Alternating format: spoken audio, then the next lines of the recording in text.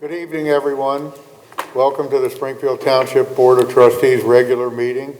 It's Tuesday, May 14th, 2024. It's 5:30 p.m. Mr. Burning, could we have a roll call? Yes. Ms. Brown? Present. Mr. Burning? Present. Two of the trustees are present. We all stand for the Pledge of Allegiance. I pledge allegiance to the flag of the United States of America and to the republic for which it stands, one nation, under God, indivisible, with liberty and justice for all. First on the agenda this evening is we have a special presentation, the Arts Connect Star Award. It's going to be presented to Ms. Lisa Zupan, and the Education Director, and Mrs. Laura Rusnick, Camp Director. Would you like to come up to the front with Ms. Baba? Are we going? That's what. I'd wait, let them do their presentation first. They're presenting it. Well, they're coming to the front, but we're not getting up here for us. You can. Each year since 2018, Arts Connect has had the honor of presenting a Star Award to a very deserving child who embodies the spirit of creativity, respect, communication, kindness, teamwork, and sharing with others who may be different than themselves. Through the generous donation of a private donor, the child that is presented with the Star Award receives a scholarship for a fully paid summer-long Arts Connect camp experience. Tonight, we award the 2024 Star Scholarship to Sarah Baba. Sarah Baba attended the Arts Connect Summer Camp Art Program for the past 2 years. Camp counselors all agree that Sarah is a shining light at camp, always joyful, thoughtful, and full of happiness. Sarah arrives to camp each day, and campers await excited, as Sarah is not shy to dazzle everyone with her outfits that she coordinates herself, true, and a story to go along with them. Her smile and outlook to making each day the best is absolutely infectious. Over the years, Sarah consistently has demonstrated creativity, enthusiasm, dedication with a positive attitude. She embodies and demonstrates a genuine passion for art and influences her peers with positive attitude and willingness to help. She is quick to offer her friendship when someone else is feeling down. She is seen encouraging those who may be struggling. And her mother has commented she loves camp, the connections that she has easily established with camp leaders, and the friendships that she has developed along the way has been wonderful. Her passion for the arts continues to grow.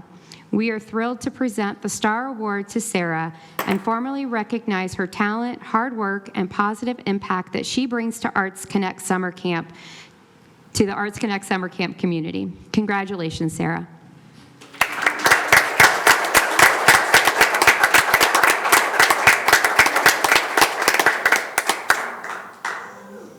Congratulations, Sarah, for earning the Star Award for summer camp. Your hard work, kindness, and leadership have truly set you apart.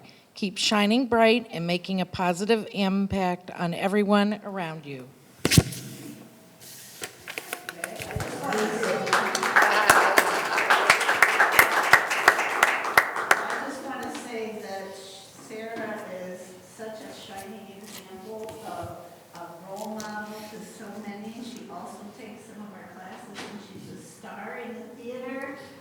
Worked her way up and to bigger and bigger roles, and we just are thrilled to have her. Let's give her another big round of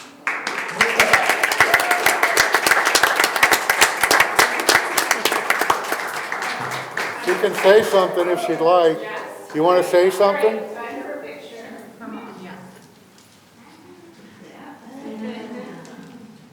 Sarah, you can say something if you want.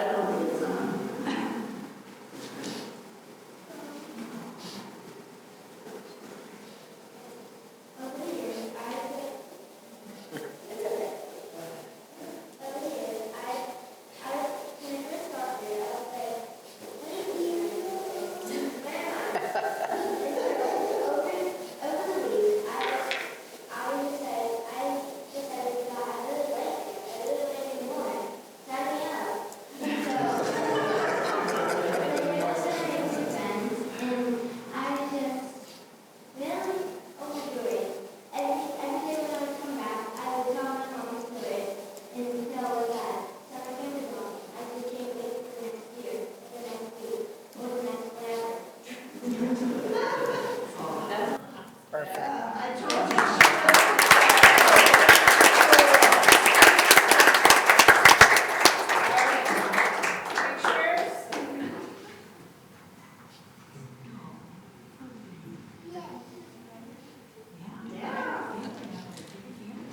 We'll take one for you. You want me to use your phone? You want to stay right there?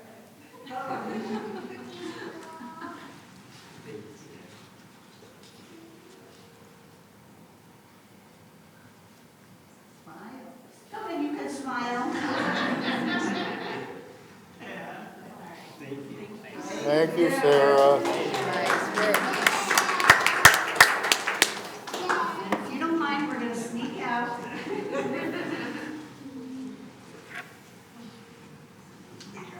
Thank you, Sarah. Congratulations. Congratulations, Sarah.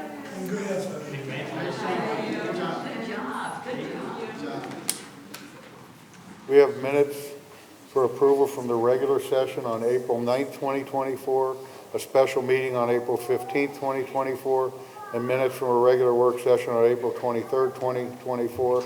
Do we have a motion to approve the minutes as written? So moved. Seconded? All those in favor? Aye. Motion carries. Mr. Burning, may we please have the financial report? Yes, thank you. For the month ending April 30th, 2024, the township expenditures were $3,951,874, and the receipts were $9,824,145.38. That gave us an ending cash balance of $28,165,811.01.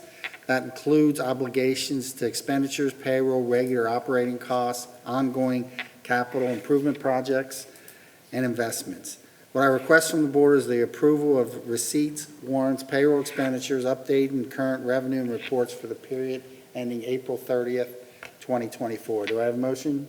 So moved. Seconded? All in favor? Aye. Thank you. And I want everyone to know the financial reports are available for viewing here at the Township Building during regular business hours or on our website 24/7. Thank you, Mr. Burning. Thank you, Mr. Burning. Mr. Gilbert, will you please give us your report on departmental action and discussion items, please? Yes, thank you, Mr. Burning. This is the point in the year where we don't have a lot, and in fact, on this agenda, we don't have any action items for the board relative to any ongoing operational issues. We take a flurry of actions in the first part of the year, and then we will sometime midsummer and then toward the fall. But this is sort of our dip in the year where there's really no actions for the board. However, there's a lot still going on from an operational day-to-day standpoint. So if I could jump down to the departmental activity reports, and staff is probably going to kill me after this because I'm going to put them sort of out there for a second. But Scott, I don't know if we haven't talked about this except when we took action to approve the contract, but we have, I think, 15 or 16 streets that are undergoing reconstruction this year to the tune of about $5.5 million in projects, all of which, except for maybe 1.5 of that, is grant money, outside revenue we received. So we're getting almost $6 million in roads done with only about $1.5 million of township dollars going toward that. So that extends our streak over the last 7 or 8 years. I think in the last 9 years, we've repaved almost $32 million in roads, with more than half of that coming from grant funding from outside revenue sources. Some of you may be thinking, well, my road isn't getting done, and you're probably right, and your road probably needs to be done. The township has 400 streets. We've done about 140 of those in the last 7 or 8 years. So we've made a big dent, but I understand there's still a lot left to do. So be patient, we're working through it. But you know, there's probably not another community, maybe in the state, that can say that they've repaved 140 streets in the last 7 or 8 years to a tune of about $32 million, especially saying that 65% of that cost is paid for by outside grant sources. So, so with that being said, Scott, if you could maybe kind of just tell us where we're at with the projects. I know we're doing several streets in Pleasant Run Farms neighborhood in the northwest portion of the township, and then here in the Brentwood area, back behind the Brentwood Shopping Center, some of those neighborhood streets are being done. So what's sort of the timeline and schedule on those right now? Well, what we're looking at on the timeline Mine right now, we just got started with what we call a leveling course after they milled it off. I won't go into a bunch of detail. It's kind of boring, but it will continue on throughout the summer. The surface course will go on probably around September, October. Pretty much where we're at now is we're waiting on curb to be done. That's going to be the longest process to add the curb. We're going to start in Brentwood, doing the curb, then the contractor will move straight to Pleasant Run Farm, do the curb, manhole adjustments, catch basin adjustments, any needed repairs there, and then final will be the surface course of asphalt, which will be another 1.5 inches on top of what we currently have. And then that would be completed. So obviously the weather's not been very cooperative for people to be working, but hopefully by the time we get to the 1st of June, the mid of June, we should start seeing action pretty heavily. And we think that the entire project, both the Pleasant Run Farms and Brentwood projects, will be completely done probably sometime late September, early October. Right. My goal right now would be to see that done October 1st. Perfect. And that things have to go right. They do have a deadline of November 1st on that, but again, the goal is October 1st. All right, great, thank you. I know there's some sidewalk being redone as part of that, so we are out marking and we'll be redoing sidewalk while they redo curb in those areas. Additionally, we are making a lot of improvements in parks. So we do have probably $200,000 worth of park improvements that are ongoing this summer that mainly involves a lot of aesthetic things being done to the parks, but I know several parks are receiving new playground equipment. So we are working through that as well. And lastly, Kathleen, I don't know if you can explain a little bit where we are. I know you out for RFQ for the stormwater project.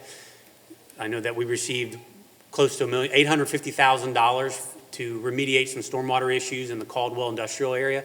The goal of that is to remediate some stormwater issues that are plaguing some industrial businesses in that area. And for us and residents that are listening and here, you understand that we're a predominantly bedroom community. So any commercial that we have is very important for us because it, to the smallest level, albeit at this point, is reducing that tax burden on residential homeowners. But we do need to retain our commercial and industrial base as much as we can, and eliminating or alleviating some of the flooding that's caused those businesses down there to consider moving, I think is important. And so Kathleen went out and got an $850,000 grant to help with that. So I know you're out for RFQ. We are. So the first deadline for the RFQ process was yesterday, asking engineering firms to register their interest in the project. So next we'll be submitting of questions. So we received 7 registrations from 7 very qualified engineering firms all over Southwest and Central Ohio, even one from West Virginia who saw the request for qualifications and decided to submit their interest for the project. But we're going to be cranking this out pretty quickly because we need to spend as much of that grant funding as we can by the end of the year. So it's a complicated sort of entanglement of different watersheds that are creating some of the flooding issues in Caldwell. And I foresee those solutions to be probably multi-phased and multifaceted, but we're hoping that these engineering firms will be able to propose some kind of green infrastructure, some kind of green solution. So even perhaps some kind of retention pond in areas that maybe can become a natural feature, almost like a park feature perhaps. That would be a great asset to the community, but could also relieve some of the issues that the industrial businesses are seeing on Caldwell. So more to come there, but we started that project last week. Perfect, thank you, appreciate it. Looking at the personnel update before we move on to Kim and the Arch Connect happenings, we had the new hire in the police department of Hunter Cheney as a police officer, and we also had the hire of Jamie Bird as a police officer. And some of you that name may sound familiar. Jamie was a police officer with us previously, took a hiatus for about 3 years, and now she's decided to come back. She completely left law enforcement for that period of time, but kept her commission, and now she's back with us, and we couldn't be more thrilled that she decided to come back. We did have the resignation of Ben Huxell in the police department. We did have the new hire in the public works department of Donnie Sanders as a part-time laborer and Hunter Goldick as a seasonal laborer. Donnie's going to fill that void of one of our litter collection employees, and if the residents have seen the guys out there in the neon green shirts along Winton Road and some other streets picking up litter, We're one of few communities in the county that actually have people that are dedicated, that all they do is pick up litter along certain roadways. And the beautiful part about that program is their labor is paid for by the very work that they do. And what I mean by that is the county is eligible to receive a grant through the Hamilton County, Residential Recycling Incentive Grant. So the very stuff they're picking up that they recycle is allowing us to get a grant that then pays for their salary. So it's a great program. We have people out picking up litter every day, and it works out really well. So Donnie's going to help us with that litter contingent. And then Hunter Goldick's obviously a seasonal laborer, will help us with this grass that you seem to have to cut 3 times a week right now.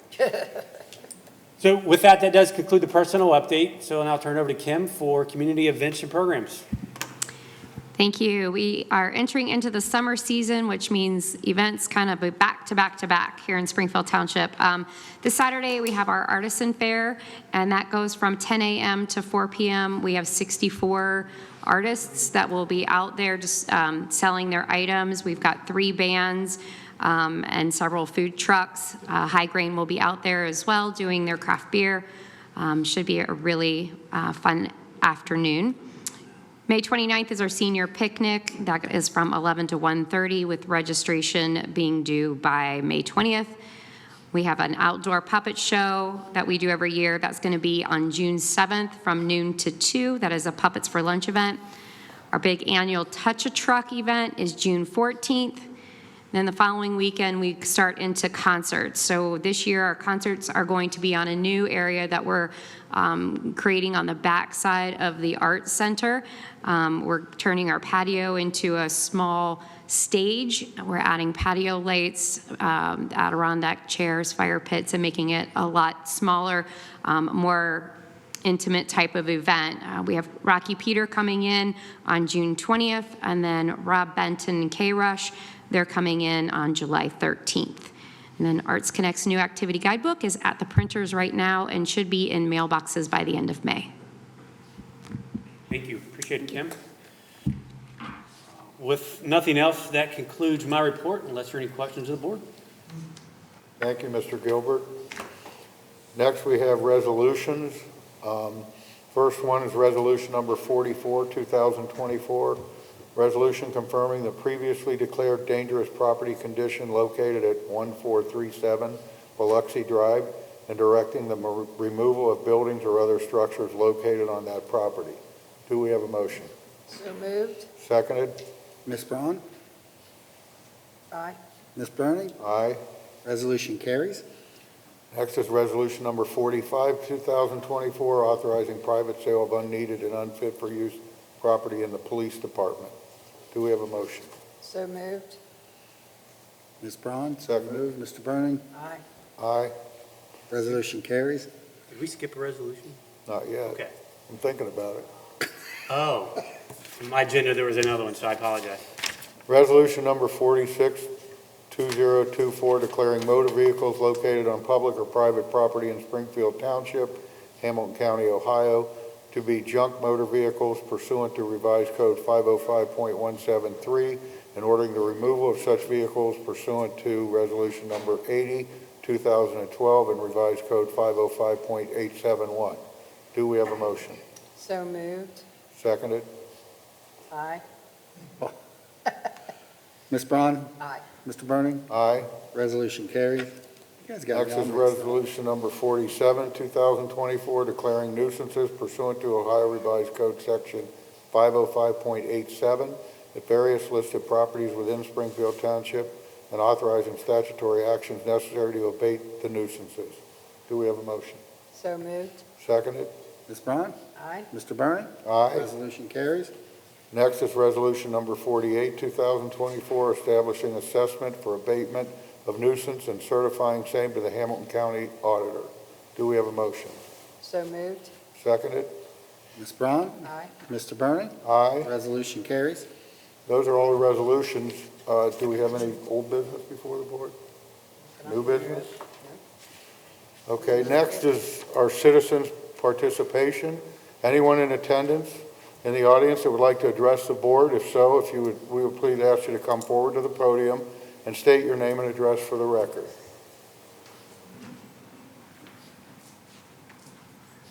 Darrell Street, 47 Laurel Street, down by the Kickbacks Bar.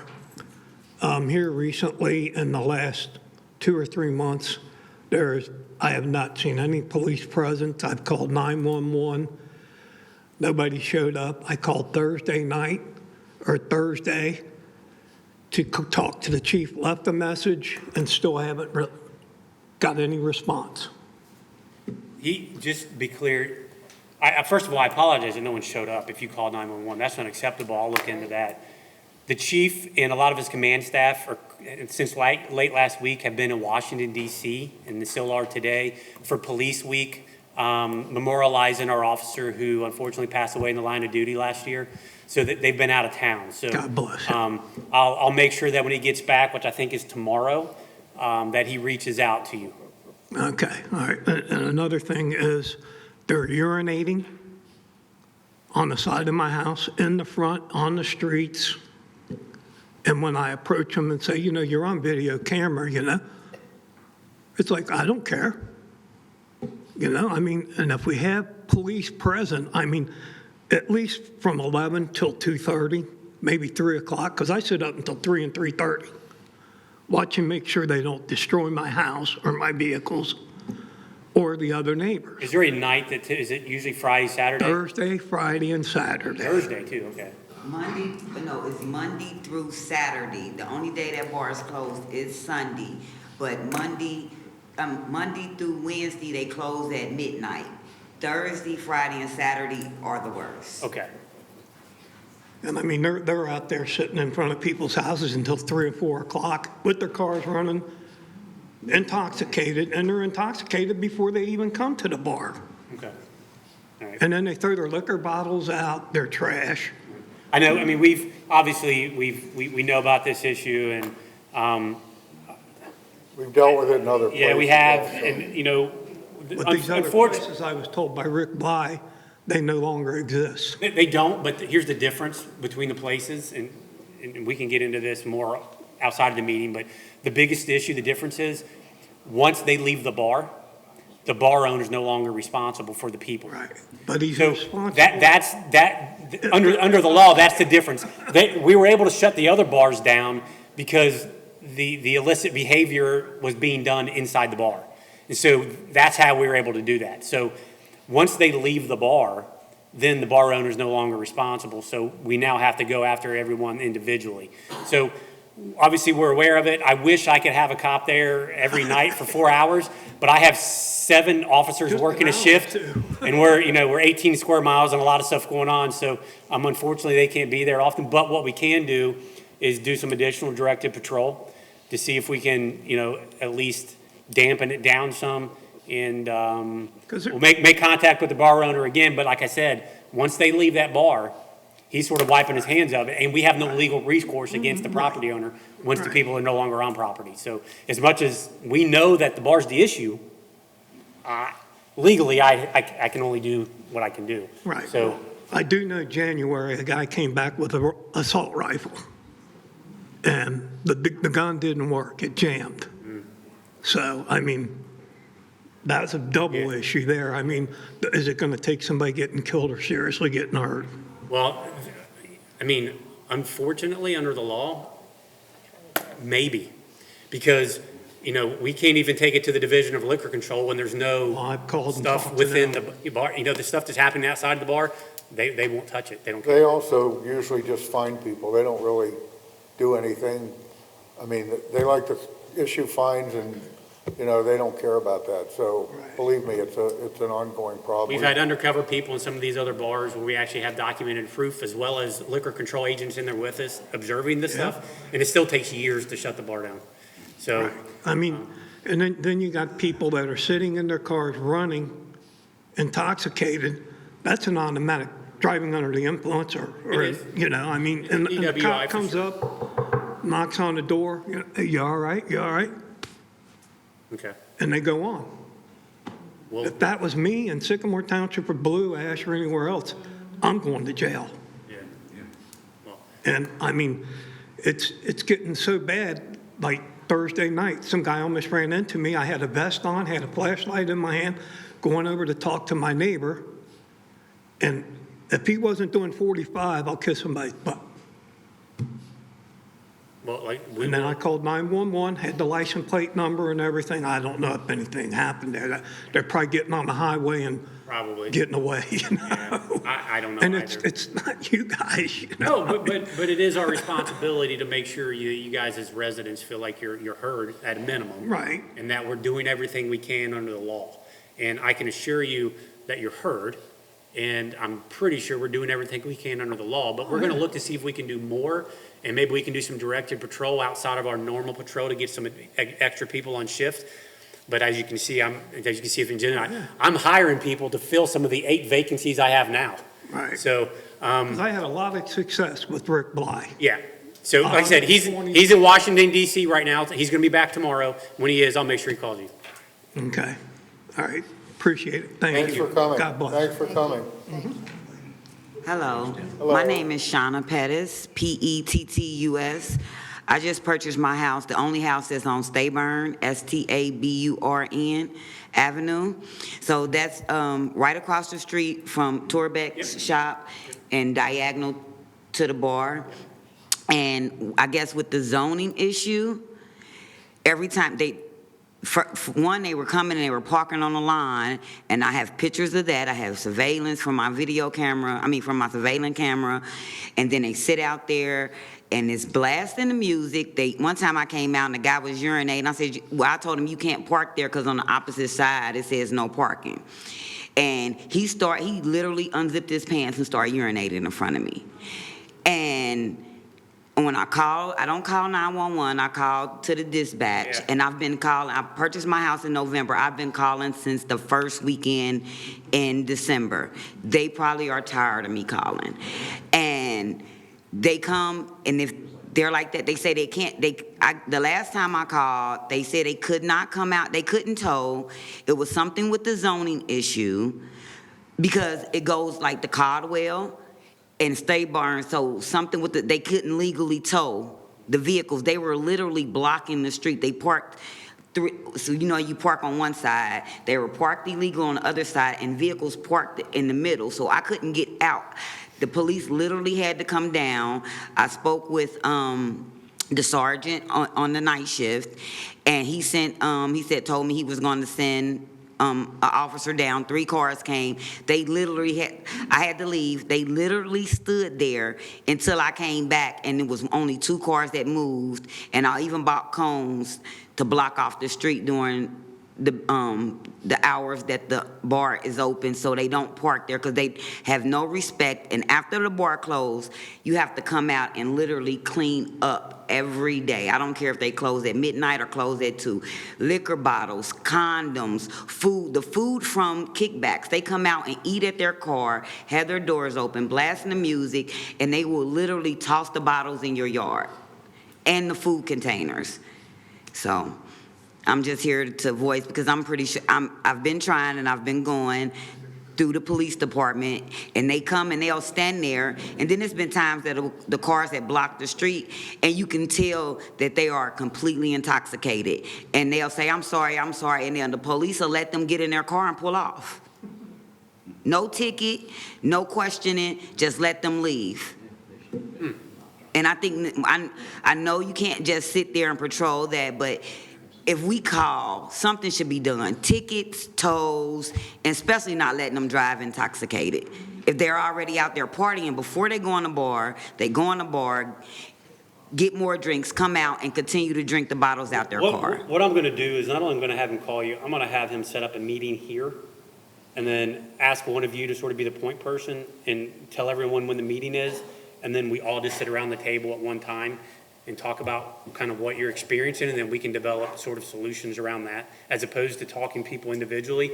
Let's just do it all together around the same table. Does that make sense? Yeah, because this brought the neighbors together. And it's sad that that's how we have to meet each other, is because we all have the same issue and the same complaints, and there's nothing actually being done. I mean, they come and show their presence, turn their lights, and then they'll even move their cars or leave, but it's no repercussions to it, so they just continue to do it. Okay. Thank you. Quick comment, I know Dan Torbeck, I own Torbeck Solid Repair. So Caldwell Drive and Vine Street, Stayburn's across the street. I invite you all to come down there on the weekend. I invite you all when you're out on a Friday or Saturday night at 11, 12, 1 o'clock in the morning by chance, come by there. That's a rare occasion. I haven't been up You'll that never late see me at forever. 11 o'clock. Well, you'll see what it is, because there's other people that just drive up and down Caldwell that comment to me and to other people that it's a shame you have to put up with those idiots at the bar. Now, they moved into the neighborhood and they changed the neighborhood, and that's not supposed to happen. And they talk about this occupancy and that too. Do they come down and check occupancy at midnight? Who do we call? I mean, they got them lined up 20 or 30 deep outside waiting to get in, and all you can see is heads in the door. In the police department, they've been down there, and they tell me, the police officers I talked to said, we write tickets, and they have to go downtown, because they don't come to Springfield Township. Correct. And they throw them out. They very seldom collect any of those tickets, because I loan my car to my son, he gets a ticket, in my name, I go down there and say, I wasn't even in the car. Okay, never mind. Hey, I mean, you're still responsible. Unfortunately, that's our municipal court system downtown right now. That's why the police don't ticket them. We have situations that take it a step further. We will arrest people that have stolen a car, and they release them the same day. Yeah. But So- that happened in Cincinnati. But they, Happens every day. they put, You'd have to ask the judges. I don't know. Springfield Township put up the no parking signs. Springfield Township put up the loud noise fines. They put the same signs up on Laurel and on Caldwell, and then they say I can see why they don't give a damn, about writing the tickets, because it's like, well, we don't get anything out of it anyway. Then tow them. I think when they go to renew their license, if they have tickets, I think they Not if can't. they're thrown out. Well, but if they throw them out, The judges throw 'em You out. mean the judges throwing them you're out? right. Yes. because- Oh, I thought you meant the guys are No, throwing they're being them out. dismissed. Yeah, they'd just be dismissed, so they don't wind up paying them at all. No, it's extremely frustrating both for us, obviously for the officers too. Yeah, but then we have to do something about it. I mean, Well, they're not vote going to in- hold vote in- the law. Vote in judges that'll take care of the situation. We don't have them right now. Tow them. They'll pay it then. Yeah. We legally can do that. We It should says do no it. parking. Tow them away. Well, like I said, we will have that There's meeting. 15 of them, that could. Yeah, we need to, and we used to have the liver That's guys would not come gonna down come there close. twice a week. They stop and, My driveway. About this they much. stop and look in the can, and sometimes they empty it, and then they leave. Yeah. And there's litter in front of the Triple E used car lot next to Kickbacks. That sidewalk is full of their crap. We just got one of our litter guys back. We've had a lot of vacancies in that department too. So once we have our seasonal laborers now in the summer, and we've replaced our one vacant position. So we'll be back out more doing litter collection as well. I've seen a street sweeper on Winton Road. I haven't seen it in the business district on Vine Street. Does it come down there? Please? Yeah, we do. I've seen it on Winton Road. I saw it on Compton Road. Yeah. I've never seen it on Vine Supposed to Street. do every street twice a year. Right. Well, I think one side's Cincinnati, then the other side is. Sure, Correct. well, it's Springfield Township. Yeah. We're part of the township too. And then with the, I guess the zoning, with the issue that it was left, Stayburn was left off, cause it just goes, the Caldwell, how it cuts over and hits Vine. They were saying that the zoning is off for my street, so I was supposed to receive a call. They said they were having a meeting, and once I would receive a call. That was in February. I don't know what zoning issue they would be referring to because those issues really has nothing to do with zoning. So I don't know what they're They said talking it's not a dedicated street anymore. Yeah. She lives on it. There's a house on it. Cause it's, They won't fix a 12? I'm at 12, fire so- hydrant either. So what's that? That's 14. So 10 is right there is right there at Caldwell and Stayburn. That's the township owns that. So it's boulders around, so they can't park there. But before I'll start putting the cones up, the lot, and you know it's a cul-de-sac, so it's you can't even turn around. So we'll look into that to see. Yeah. Again, news to me. If that was I don't know how that can be a vacated right away if you live on it, but I'll look into it. Yeah. Okay. Oh, yeah. Yeah. Find out what we can do. If you want. All right. Just one final, or, I guess I'm the last one. I'm on Caldwell Drive. I'm number 1 Caldwell. I've been there for 21 years, and it's never been like this until that bar opened up. Roy Penrod. Roy, thank you. Roy. Yes, sir. Yep. It's heartbreaking to think what my kids might see out the window.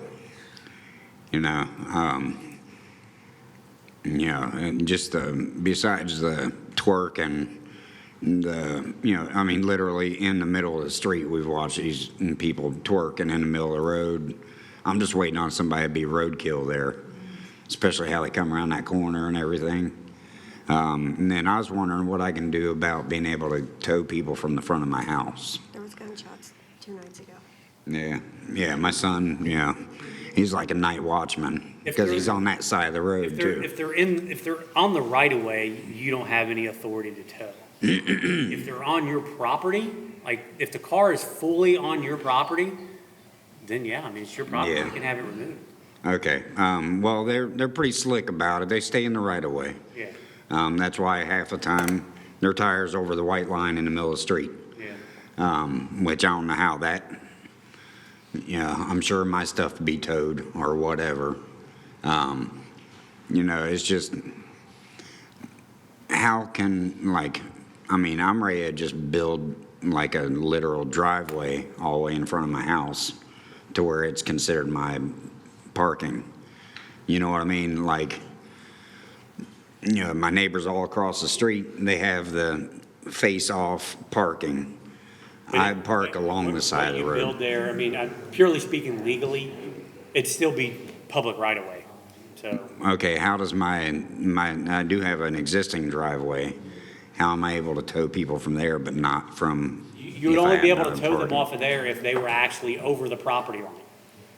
So part of your driveway. So they actually stayed they could literally block my driveway. We would come out and tow it that way because they can't impede your egress and ingress into your property. So we would remove it. You wouldn't have to. We would. Yeah. Okay. Well, that's why. If we're blocking your driveway, we'll remove it. Yeah, because I've got. They have. Yeah, they do all the time. They haven't. They literally. I told you, blocking the street. Yeah, and we call the police, and it's going to be an hour or whatever before they can get over there. By that time, that person's moved on, and it's a new person. It's a revolving door that's constantly going on, and it's like, I've joked about it a lot, and it's like watching Boys in the Hood movie in front of my house. I'll have them schedule a meeting. I will be there, and I'll make my directive well known that I want this stuff addressed within our legal means. Yeah, because we've met with the chief of police down at Torbeck's garage last year, and we don't see any difference. Okay. Fair enough. Yeah. And they are parking in front of fire hydrants. Yeah, they Right in park front of them. Yeah, they don't care. If I have a They fire, just my pull wherever. insurance knows that. I'm not going to be covered. Yeah. Okay. You'll hear from us. Anything we can get done, it's just ridiculous. We'll get something scheduled by the end of the week. Okay. Thank you all for coming. Thank you. Thank you. Thanks. My name is Rachel Garrett. I live at 2060 Miles Woods Drive. I came maybe a couple months ago, so I'm bringing you good news. I had about 3 complaints, and all of them was addressed. Police do come in my area. Car was removed. I think Sarah came in the area to look at some of the houses that were a mess. So I'm just here to tell you, thank you. Appreciate you, thank you. Coming. Thank you for taking the time. Would anybody else would like to address the board? Hello, everyone. My name's Sandra Presley. I'm the Senior Branch Manager of the North Central Branch Library. This is very, very short today. I just want to promote our summer reading program. And at the North Central Branch, we're going to have some fun programs this summer.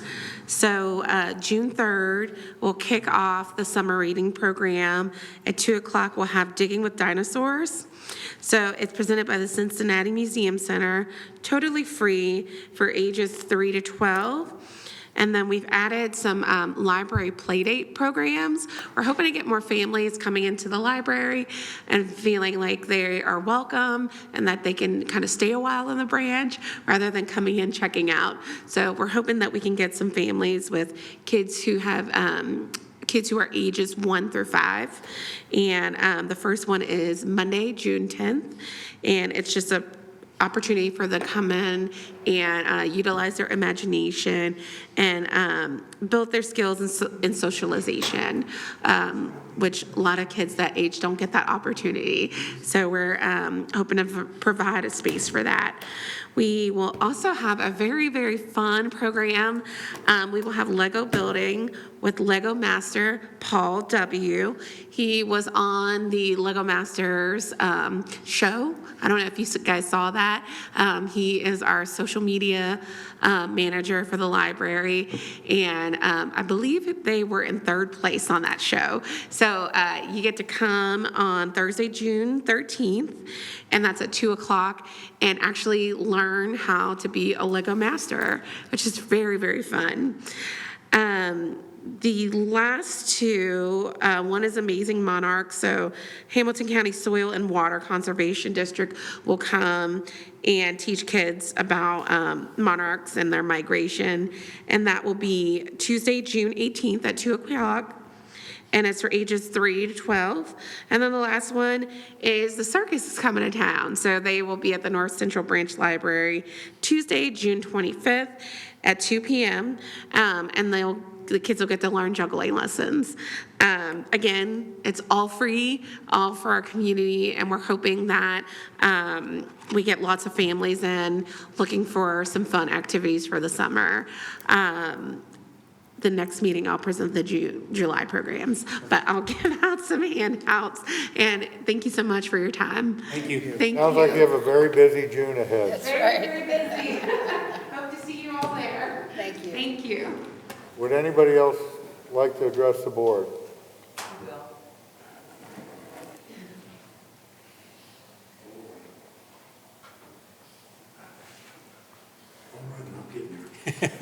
No hurry. Ladies, gentlemen, my name's Dave Gardner. I live at 2274 Devlin Drive over in the Allen, what they called us years ago. I don't know if I should be using this form or trying to get a hold of one of you. It's about feral cats. We have feral cats in our neighborhood. My wife and I, we feed them feral cats. They're live animals. And we have other neighbors in the area that also do it. Well, we have these neighbors that's been not quite good neighbors since they moved in next door to us. And I think most of you probably heard of it. They've been there almost 9 years. They've been able to cut their grass, but they don't do yard work themselves. They have somebody do it. Now, all of a sudden, because of the feral cats, they can't cut their grass. We live facing Kenburn. It's part of the neighborhood. Grass is 3 feet tall. Somebody came out from you today and took more pictures. But anyway, a neighbor of mine called. If I'm taking your time up, tell me, I'll set up. Take your time. No, I mean, I'm familiar with the issue because we talked about it with staff today. Okay, thank you. But they've been living there going on 9 years, and they've been able to take care of if they lost their jobs and that. They should have been better neighbors. I'd have cut their grass. Yeah, we spoke, Kathleen spoke to them today and instructed Well, she them. probably heard me too. Yeah, she instructed them they need to cut their grass. And so. But I heard from one of the other ones that called that there's an investigation about us. No. What you're doing isn't illegal. You can feed feral cats. I wouldn't recommend it, but you can. Well, no, we catch. I mean, I have them. can't I run have anymore. feral I can't cats catch in my them neighborhood motherfuckers. too. Fortunately, they don't come in my yard because my dogs would eat them. But they are around. But that hasn't prevented any of my neighbors from cutting their grass. So that's not an excuse. Okay. That property owner has been made aware that feral was cat or here not, you're cutting your grass. To confront, if there was a problem with us, me, I wanted to clear it up. No. You're allowed to report anything you like. But real quick. Especially 3-foot high grass. Yeah, it is. It's chain link high. Yeah, you have to. When you they have to first report moved, that. I'm going to say this and I'll go shut up and sit down. When they moved in, I was the only neighbor that went to them and said, "Welcome to the neighborhood." Like a dummy, I shouldn't have. I'm an old vet. No, you should have. You did the right thing. Dan Mealy used to live next door to me, and I used to take he cut half his front yard, which is theirs now. I went up to him, introduced myself, my wife Janet, told him we had a good bunch of people, and if they needed anything, just had to ask, we'd hop on it and help them. And that's the way it's been in our neighborhood over 50 years that I've been there. Right. Well. So, but they don't like birds, they don't like dogs, they don't like squirrels, and they don't like cats. Well, that's fine, but they better like cutting their grass. But no, I'm only here because I thought there was an investigation that we were doing something wrong. No. And I'd clarify that real quick. No. So, bless you, Semper Fi. Right, thank you for your service. Thank you for your service, and thank you all for coming tonight.